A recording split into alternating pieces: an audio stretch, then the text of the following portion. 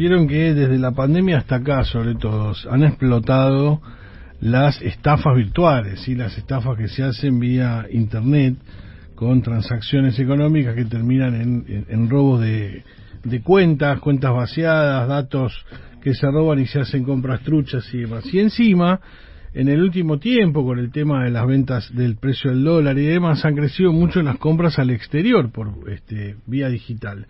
Con lo cual se creó ahí el conjunto perfecto de circunstancias para que aparezca una nueva estafa digital que tiene que ver justamente con las compras que se hacen en tiendas virtuales en el exterior. Vamos a hablar ahora con Alan May, que es experto en ciberseguridad. ¿Qué tal, Alan? Hola, ¿cómo estás? Bien, todo bien.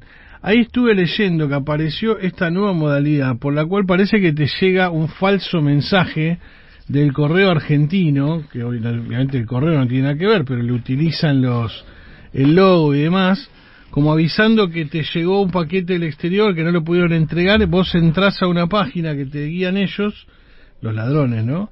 Y sin querer, o bueno, no te das cuenta, dejás los datos y chau, ahí te vacían la cuenta. Esta es la nueva modalidad. ¿Es tan así? No sé si vos ya pudiste verla o te llevó algún caso? Sí, a ver, esto como bien decías, es una cuestión de ir generando aprovechando el contexto, circunstancias para poder generar excusas de este estilo, ¿no? Entonces, hoy es aprovechando, como bien decías, que este tipo de plataforma tiene precios muy competitivos y aprovechando el contexto económico, lo usan como señuelo, pero lo cierto es que está ocurriendo con un montón de casos también similares. A mí mismo me llamaron por un caso de este estilo también, por una compra en Mercado Libre. Entonces, están usando este tipo de cosas todo el tiempo, tratando de generar básicamente lo que yo llamo como la explotación de nuestra propia vulnerabilidad emocional, ¿no? Hacernos sentir ese sentido de urgencia, ese sentido de tenemos que hacer esto ya porque si no no va a llegar el paquete, o la excusa que fuere para poder hacernos accionar de la manera más espontánea posible y así pensándolo lo menos posible para justamente caer y entregarle todos nuestros datos. ¿Qué otra modalidad de este tipo viste últimamente o te llegó la información? Bueno, como bien decías vos, desde la pandemia hacia acá, yo le llamo esto como el cuento del tío del siglo XXI, ¿no? Sí. Si bien hubo un boom de casos por aquello de la vacuna, cuando estaba el tema de los turnos Sí. por la vacuna, hoy los casos son muy diversos. Ahora hay uno también donde nos invitan a ser partícipes de un grupo de WhatsApp. Entonces nosotros podemos unirnos ahí a ese grupo y en ese grupo empiezan a suceder distintas cosas, ¿no? Por un lado nos ofrecen pagarnos por ir a comentar ciertos videos de YouTube, por ir a darle me gusta, etcétera, o simplemente por estar viéndolos, y después lo que hacen es nos empiezan a pagar. Nosotros damos un CBU, ¿no? Virtual, nos pagan y después nos invitan a invertir ese dinero que nos dieron.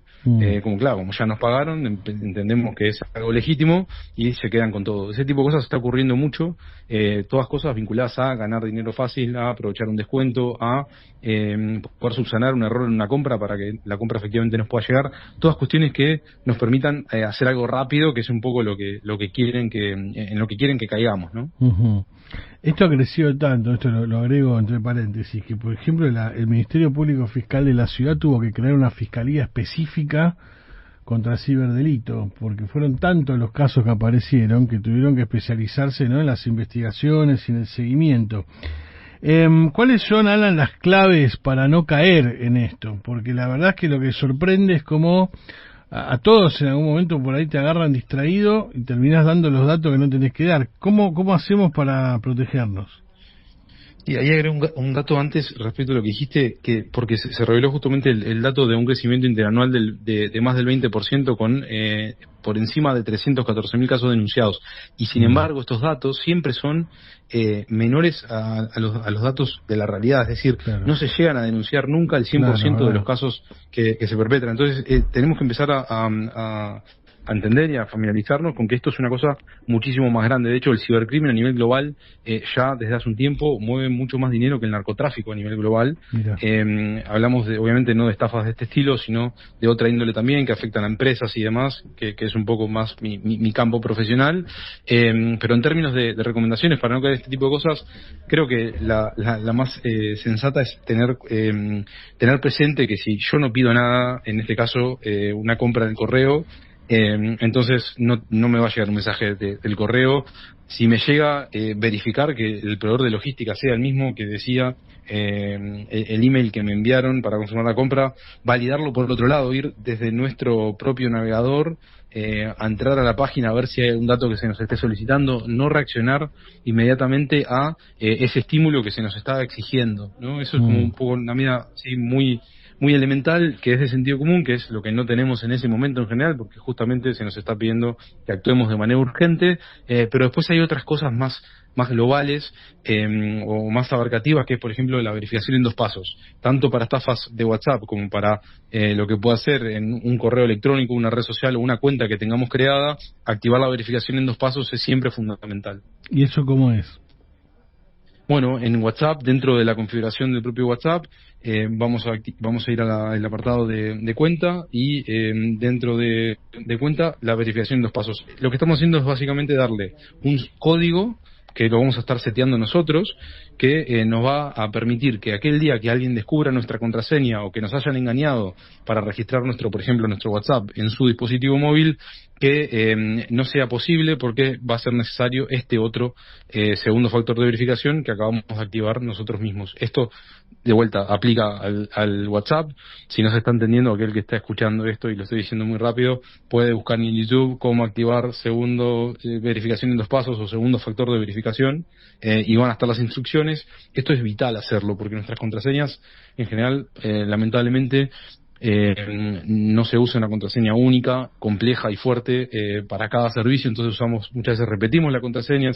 Los sitios tienen filtraciones y eso es lo que después se usa para tener acceso indebido, por ejemplo, a un banco, y que tome un ladrón un microcrédito que teníamos preaprobado, por ejemplo, y nos termine endeudando, ¿no? Ese es el tipo de cosas que hacen y cómo logran monetizar sus ataques.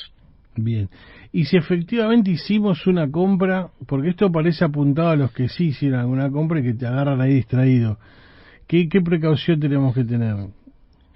Bueno, si hicimos una compra, primero al momento de estar haciendo la compra, entender que no tenemos que dar más datos de los que sean estrictamente necesarios. Muchas veces se nos piden datos por cuestiones de marketing que no hace falta entregar, y los estamos entregando como si nada, sin ningún sentido. Ahora, si hicimos la compra, entender que si el proveedor, cuando hacemos una compra, nos llega una confirmación por correo en general.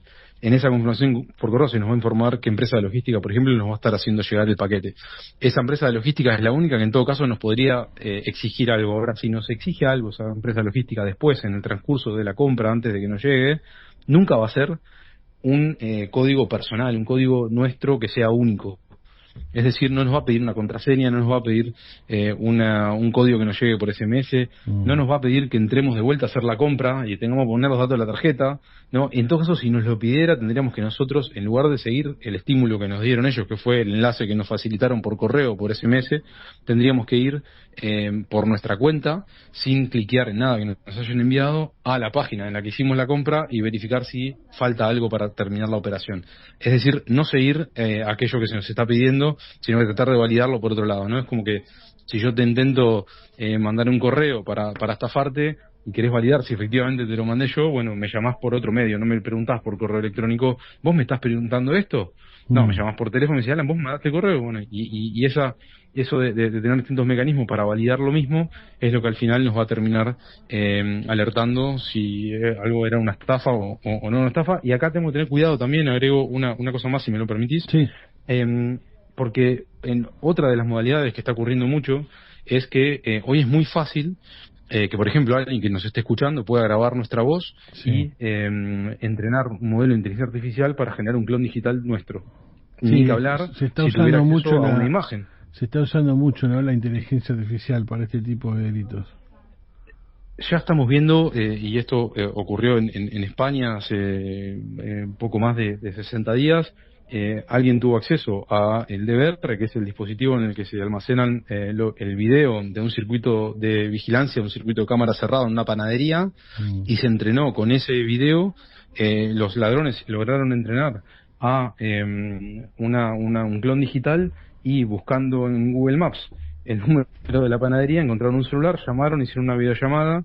Era el hijo del dueño de la panadería y lo tenían encañonado, y en una especie de videollamada donde tenían encañonado al dueño de la panadería, le exigieron al hijo que entregara una suma de dinero importante. Y esto era una videollamada hablando, y el hijo sin reconocer que su padre era un clon digital y no era su padre realmente. Y entonces, este tipo de cosas está ocurriendo, la tecnología lo permite, la inteligencia artificial democratiza el acceso a este tipo de herramientas, se están utilizando, y ahí no hay otra cosa que tener un secreto, por ejemplo, para poder validar si la identidad de la persona que está del otro lado, así sea una persona o un clon digital, es quien dice ser. Entonces, es una recomendación que en una comida familiar se establezca, no se hable del tema y se establezca un secreto que solamente el círculo íntimo lo pueda saber. Sí, y vuelvo a una cosa que decías al principio, esto de que por ahí no siempre se denuncian los casos, ¿no? Que es importante denunciarlo, aunque hayas zafado, ¿no? Si te intentaron estafar, me parece, por lo menos a mí, que es importante denunciarlo, porque esto va a dar una noción mayor del volumen que estamos enfrentando de esta amenaza, y además de las distintas modalidades, para que después porque aparecen, como estamos hablando, nuevos casos, y es importante que las autoridades que tienen que combatir esto estén alerta. Totalmente, que esa es la única manera también de que se pueda dimensionar el volumen de esto, para poder asignarse los recursos para combatir esto que sean necesarios. Esto que decís es fundamental, no solamente por una cuestión meramente estadística, sino para que algo de esto se pueda materializar en mayor asignación de recursos, más herramientas, más disponibilidad de recursos humanos también, ¿no? Para poder combatir esto. Por lo tanto, sí, es fundamental poder hacer ese tipo de denuncias, sea el caso que sea. Muy bien, Alan May, experto en ciberseguridad, muchísimas gracias.